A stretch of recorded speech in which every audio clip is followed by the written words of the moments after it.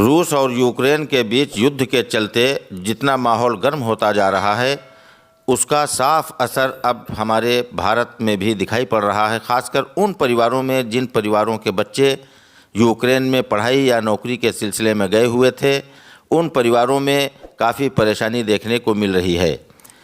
कस्बा खीरी जो ज़िला मुख्यालय लखीमपुर से सटा हुआ है, यहाँ की एक बच्ची उम्मी खातून जो निज़ाम अली ख़ान की बेटी है, वो MBBS की पढ़ाई करने के लिए यूक्रेन गई हुई थी। मौजूदा वक्त में उसका 4th ईयर है। इस युद्ध के छिड़ जाने के बाद काफ़ी बेचैनी इस परिवार में देखने को मिल रही है। उम्मी खातून की फ़ोन पर अपने परिजनों से बात होती है तो परिजन यहाँ रोते हैं, उम्मी खातून वहाँ रो रही है। परिजनों ने आशा नहीं बल्कि विश्वास जताया है और मांग की है भारत सरकार से कि उनकी बच्ची को और तमाम वो बच्चे जो वहाँ पर फंसे हुए हैं, उन छात्र छात्राओं को या उन नौकर पेशा लोगों को हिंदुस्तान सकुशल वापस लाएं। और उम्मी खातून के पिता निज़ाम अली साहब ने ये उम्मीद जताई है, यकीन जताया है कि उन्हें भारत के प्रधानमंत्री नरेंद्र मोदी जी पर पूरा विश्वास है कि वो सकुशल उनकी बेटी को वापस ज़रूर ले आएंगे और साथ ही उन तमाम बच्चों को, तमाम व्यक्तियों को जो इस युद्ध में यूक्रेन में फंसे हुए हैं। पेश है आज की खास रिपोर्ट।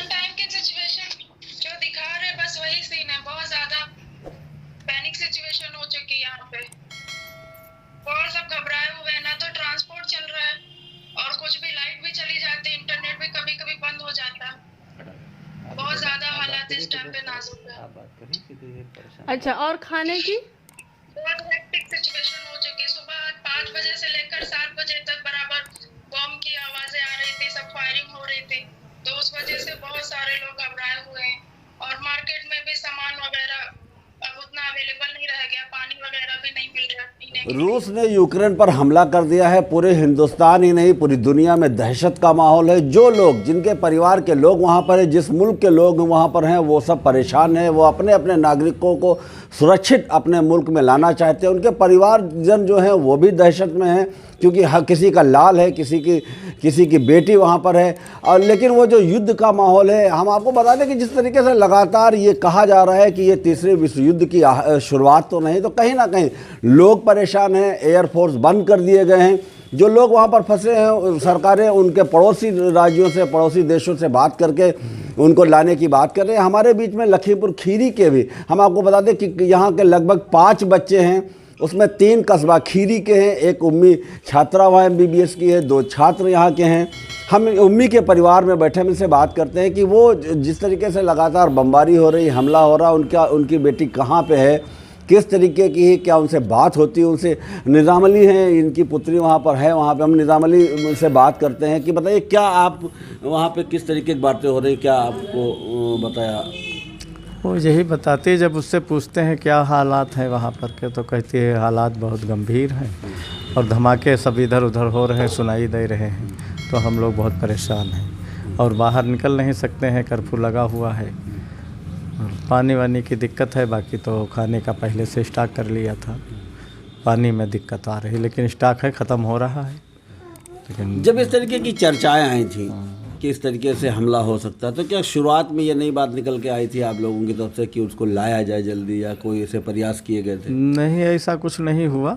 और न यह सोचा जा रहा था कि चुटपुट तो होते ही रहते हैं हर मुल्क में, कोई ऐसी बात नहीं थी, नहीं तो और निकल आते। कोई भी बच्चा नहीं निकल पाया बाहर से। उम्मी की सिस्टर हमारे साथ में है, जो लगातार उससे बात कर रही, व्हाट्सएप कॉल पर भी बात हो रही और पल पल अपनी बहन से जुड़ी हुई है। हम बात करते हैं कि किस तरीके के हालात हैं, क्या लग रहा है इनको वहाँ पर, क्या उससे बयान कर रही है। बताइए किस तरीके की बात आपकी हो रही है, तो क्या कह रही है? अभी 24 घंटे से तो ठीक बात हो रही है, बाकी एम्बेसी के संपर्क में है और अब हम गवर्नमेंट जो कर रही है उसे वहाँ पर मिल रहा है और बहुत जल्दी सुरक्षित स्थान पर पहुँचाने का आश्वासन दिया जा रहा है। तो इससे अब हम लोग भी थोड़ा, इससे पहले 2 दिन पहले बहुत घबराए हुए थे, लेकिन अब हम लोगों को भी थोड़ा रिलीफ हो रहा है और वहाँ पर वो भी इस वक्त ठीक महसूस फील कर रही है। यूक्रेन में हमला जब से हुआ तब से भारत सरकार, खास करके नरेंद्र मोदी जी लगातार बैठकें कर रहे हैं, कोशिशें। क्या लगता है कि मोदी जी कुछ जो प्रयास कर रहे हैं, विदेश मंत्री भी प्रयास कर रहे हैं, क्या लगता है कि क्या आपको जी लग रहा है?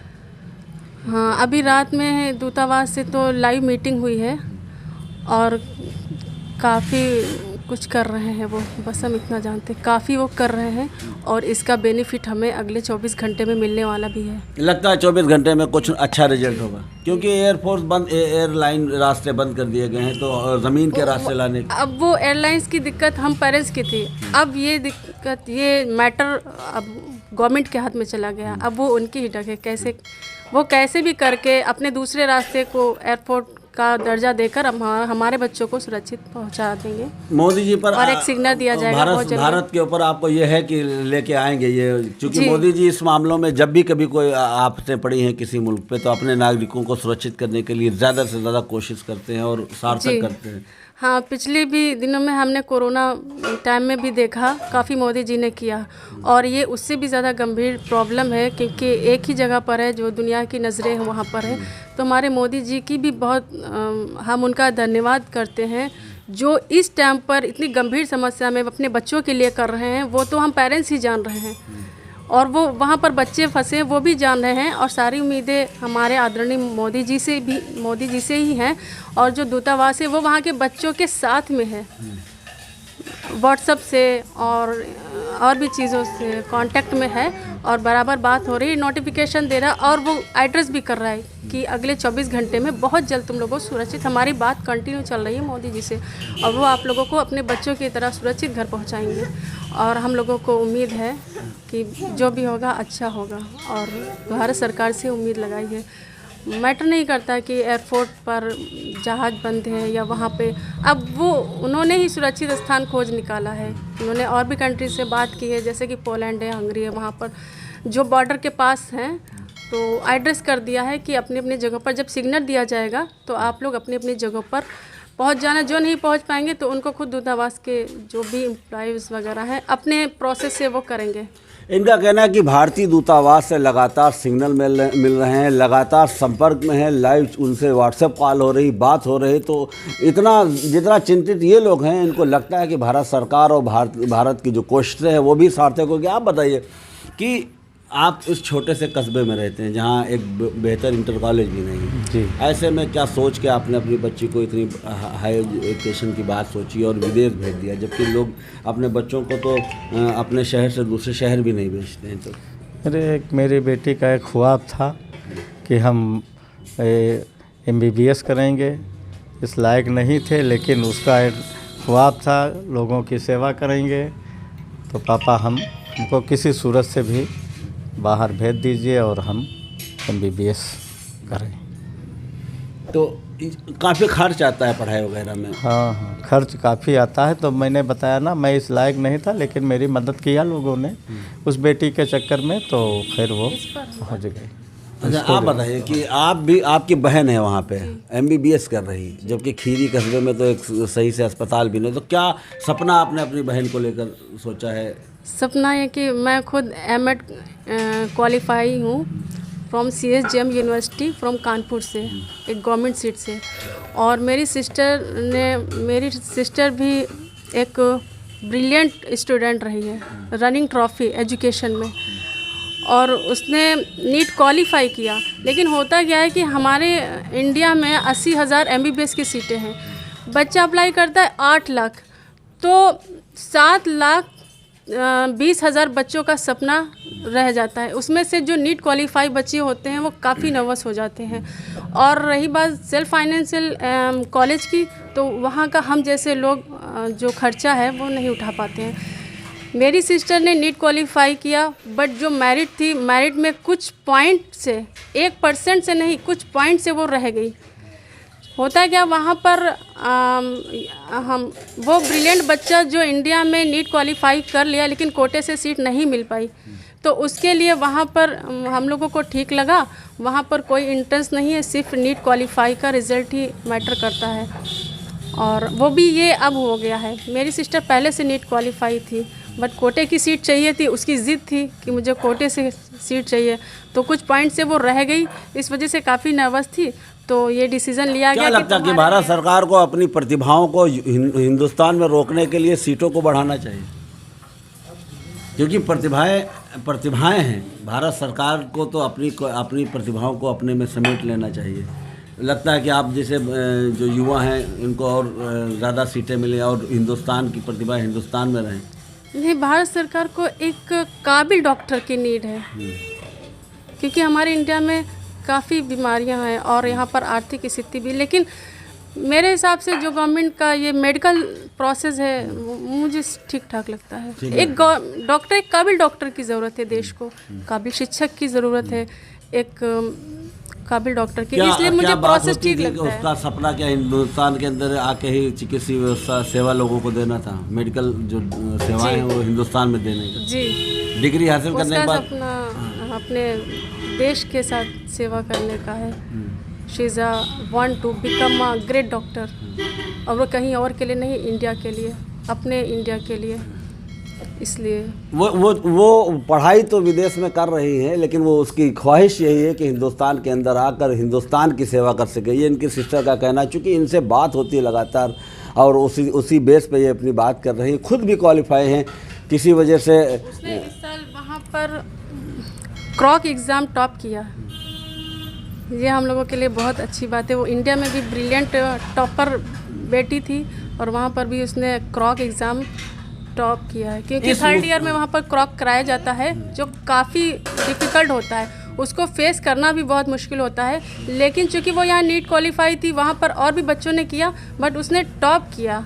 तो मुझे लगता है कि वो फ्यूचर में she want to become a great doctor and बन पाएगी, मुझे लगता है। ये बताओ अच्छा कि सिचुएशन तो किसी के हाथ में नहीं थी ना, हम लोगों ने देखा था, और ये पूरी दुनिया के लिए और जो इंडिया के जो बच्चे हैं उनके पेरेंट्स के लिए है। फ्यूचर किसी ने नहीं देखा है। अच्छा, जो आप फील कर रहे हैं इस वक्त हैं, आपकी बहन वहाँ पर है, क्या मैसेज देना चाहते हैं? हिंदुस्तान के बहुत से लोग हैं, बहुत लोगों में खौफ होगा, डर होगा, बहुत लोगों में एक दुआएं भी लगातार हो रही इन बच्चों के लिए जो वहाँ पर हैं। क्या मैसेज देना चाह रही हो कि जो वहाँ पे लोग हैं वो सब्र करें? किस तरीके से क्या, चूँकि तुम्हारे चेहरे पे भी दिखाई दे रहा है, दर्द भी दिख रहा है और एक खुशी भी है कि आपकी बहन इतनी बढ़िया पढ़ाई कर रही है। मेरा संदेश यही है उन पेरेंट्स के लिए कि वो हौसला रखें, क्योंकि जो हो रहा है प्रेजेंट टाइम में उसमें हमारी गवर्नमेंट सपोर्ट कर रही है।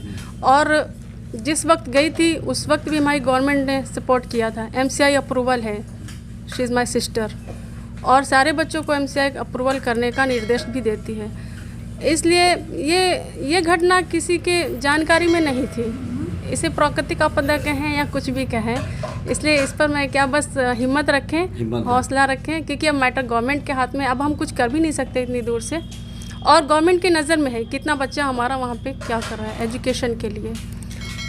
यूक्रेन में इनकी बहन है, इनके परिवार की बेटी है, लेकिन इनको गवर्नमेंट पर भरोसा है और ना खुद अस्वस्थ है, मुतमईन है कि इनकी बहन वापस आएगी सुरक्षित और यहाँ पर आकर मेडिकल की पढ़ाई करने के बाद लोगों की सेवा कर दी। बल्कि हिंदुस्तान के जितने भी बच्चे वहाँ पर हैं सबको ये हौसला देती नज़र आ रहे हैं। कहीं ना कहीं जो भारत सरकार है, जो नरेंद्र मोदी हैं, उन पर इनको यकीन है।